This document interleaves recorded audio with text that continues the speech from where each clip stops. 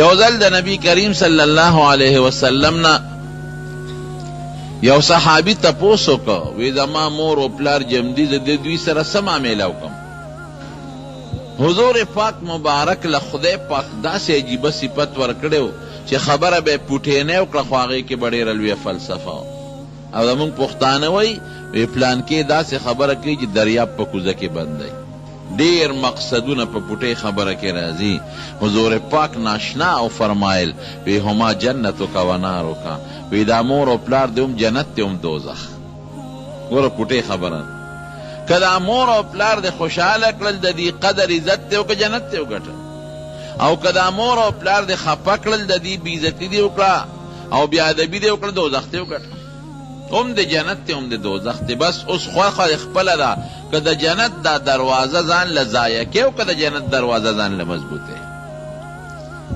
نو خوش قسمت انسان هغه دی چې د مور او پلار دواړه یا یو کس جمدي وي او دې داسې خدمت وکړي چې د مور او پلار د خدمت په برکت ځان جنت ته ورسوي. دا خوش قسمت انسان دی. د نبی علیه السلام مبارک زمانه ده. دو مثاله دله در کوم. نو یو صحابي بیمار دی، نو نبی علیہ السلام یې تپوس ته لاړ چې لاړ هغه د زنکدن په حالت کې دی.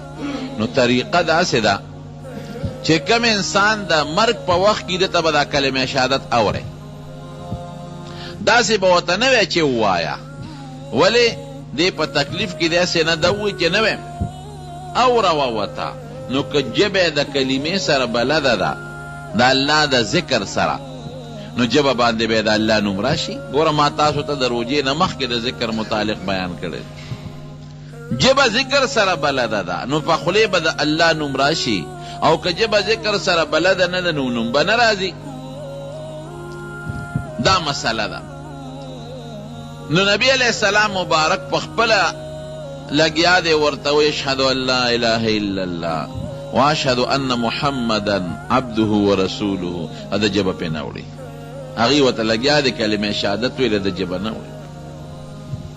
یو متل دی وایي یو بوډی زوی مړ کېده، زوی یې نه چېرته مونځ کړی و نه ذکر نه اذکار، ټول عمر به یې ګډې چیلې سرولې. نو دا بوډی ورته ناسته ده، ورته وایي کلمې شهادت ورته اورئ، او هغه هم اقه ډرې ډرې کوي. هغه د هغه ګډو سره بلد دی، ډرې ډرې کوي. هماغه ډرې کې څه ووته، کلمه شهادت یې نه وه. نو مور ورته بچې وی ډرې وې او ډرې لاړې. نو چې څه سره د خوله بلده ده ګورې به دې په ژبه راځي. الله بې انصافه نه دی، الله ډېر انصافدار دی، ظلم نه کوي. چې ستا ژبه د هغه د نوم سره بلده کړې ده، نو زنکدن کې به د خپل نوم یېری نه درته به یادوي. دا د الله انصاف دی. نو نبی علیہ السلام مبارک په خپله لګیا دی، ورته کلمې شهادت اورې، د ژبه پې نه وړې. نو هغې حیران شو، ځکه د حضور پاک وجود مبارک په ټول رحمت دی چې زه موجود یم، د رحمت فرشتې موجود دی، او زما خولې مبارکې نه ورته کلمې شهادت روان دی او د ده ژبه نه ړقي. دا ولې؟ وی د ده څوک کور کې شته راویې بلې. نو یو بوډی مور یې هغې وله راوغوښته، وی ستا دې زوی لسه ډېر لوی جرم کړی دی، ډېر لوی مجرم معلومیږي. زه لګیم په خپله ورته کلمې شهادت اورم او زما د خولې نه یم دې نه اخلي. څه لویه ګناه کړې ده. وی صیب دې خو ډېر د مونځ د روجو او د صدقو او د هر څه پابند دی، ډېر ښه سړی دی. وی نه سوچو کې څه غلطي به وي. نبی علیہ السلام مبارک ته به کشف کېده، الهام به کېده، د الله د طرف نه به ورته القا کېده دې زړه ته. څه چل شته؟ وی یو صاحب یو چل خو شته. وی چې واده کړی دی نو زه خفه کړی یم، زه یې مور یم. واده نه مخکې زما ډېر خیال ساته او ډېر قدر به یې کوه، خو چې کله یې واده کړی دی نو بس بیا د ښځې په سر ماته سپکې، زما قدر یې نه دی کړی. نو ما د الله په دربار کې یو سوال کړی دی، ما وی خدایه زه خو ورته خپل حق نه بخم، ستا خوښه ده که ته یې بخې او که ته یې نه بخې. نبی علیہ السلام وفرمایلم په دقه الله رانیولی دی، دې نه لوی جرم بل نشته. د مور پلار بې قدري ګناه کبیره ده او لویه ګناه ده. وی بخه، وی د الله رسوله که حکم کې خو زه به وبخم، ستا اډر منم، او که مشوره راکې نو ړمې ته خفه دی نه بخم.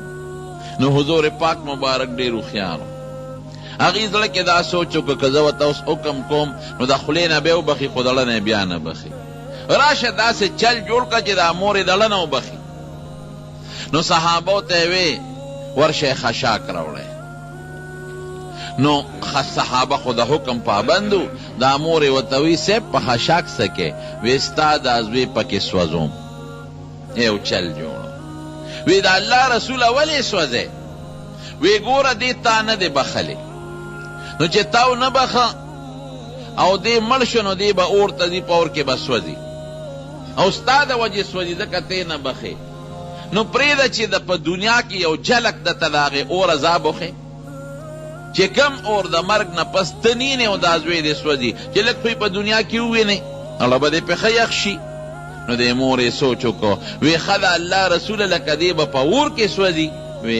وی ما بخلی دی خو چې وی ما بخلی دی نو د هغه په خولې کلمې شهادت شروع شو اشهد ان لا اله الا الله واشهد ان محمدا عبده ورسوله او سې ورکړه نو حضور پاک فرمایل لیدل مور ګورې بیا مورې دارنګې پلار لګیا دی د بچي دپاره څه نه کوي دا پلاران چې ټول ورځ منډې ترړې جوړې کړي دي او حلال حرام نه پیژني راغونډی یې دا چا لغونډی دا د دې بچو دپاره لیکن بچې چې کله بیا وادو کې بیا نه مور پیژني او نه پلار پیژني ته دا لوی راغلی وې دومره څومره خواري ورسره کوي مور دننه وله جامې بدلی وجود وله انځي او دسماتې وله پاکوي او په هغه بستره چې لمده بستره د دې بچي پکې متیازې کړي په هغه لمده بستره کې ورسره پرته ده او د شپې څوک د خوب نه پاسي څو ځله ورسره دا مور د شپې پاسې د دې بچي سره خوب یې په او پلار ته وګوره ګوټ چاري منډې ترړې حلال حرام نه پیژنې او راجمع کوي جامې راوړه د بجلۍ غم کوه د جنریټ چا دپاره دا نه د بچو دپاره نو په تا د دې بچي حق نشته چې ته به هم بوډا کېږې او که به نه بوډا کېږي ډېر خلک دا شکایت کې مونږ خو دا نصیحت خلکو ته کوو نو بعضې وایي یاره جي یو یې خوښ دی او زه یې نه یم خوښ نو زه یم هغه به وله چاپي کوي هغه به وله څه شی راوړي هغه به یې خوشحاله ساتي خوږې خبرې به ورسره کوي او ته به هغه چل نه کوي ځکه به یې هغه خوښوي که نه مور پلار خو ظلم نه کوي یاره جي بې ځایه کنځل کوي ښځه مې هم کنځي نو زه یم ګوره چې سړی بوډا شي غاښونه وځي غوږونه کمزوري شي مشین پکې لګی لاسونه کمزوري شي رپې خپې کمزوري شوي په غیر د کونټۍ نه نشي ګرځېدی نو مازغه هم کمزوري کېږي که ګزاره به ورسره نه کې قرآن شریف کې الله تعالی فرمایي وی که ستا د مور پلار یو کس بوډاګان شو اما یبلغن عندک الکبر احدهما او کلاهما فلا تقل لهما اف ولا تنهرهما وقل لهما قولا کریما اف به هم ورته نه وایې رټې به هم نه نرمې خبرې کوه قرآن وایي او بیا وایي وی که چرته او سو وقل رب ارحمهما كما ربياني صغيرا واحفظ لهما جناح الذل من الرحمة وقل رب ارحمهما كما ربياني صغيرا وګو تخکتک خاندا وتک کنزل کوي او یا الله یو وخت کې زما شومم د مور پلار په ما ډېر لوی رحم کړی دی خدای ته په سره